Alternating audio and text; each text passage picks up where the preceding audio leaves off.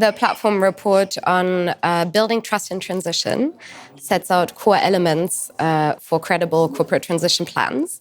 And they are focused on governance, net zero targets, transparency, and credible mechanisms like CapEx plans and turnover to achieve net zero.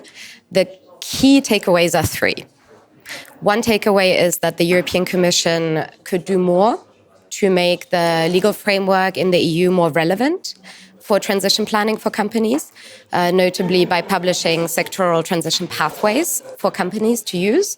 The second takeaway is for companies that they can use existing elements from the EU framework, notably from the CSDDD and the ESRS, in order to improve their transition plans.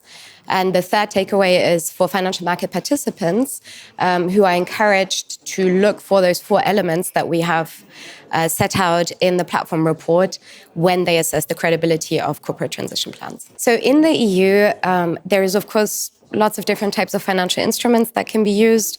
There's green bonds, there's sustainability-linked bonds, there's GSS bonds, green, social, and sustainability bonds.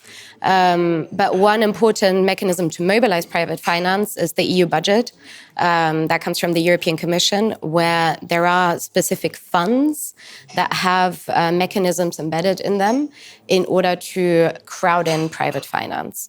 So the Recovery and Resilience Facility after the COVID pandemic is a good example of that. The InvestEU Fund is an example, and very often that involves using EU budget money, EU budget guarantees that are given, for example, to the EIB or to other promotional banks that then use them and disperse them to financial intermediaries, so to private financial institutions, in order to provide loans for energy efficiency, credit lines, and so on and so forth.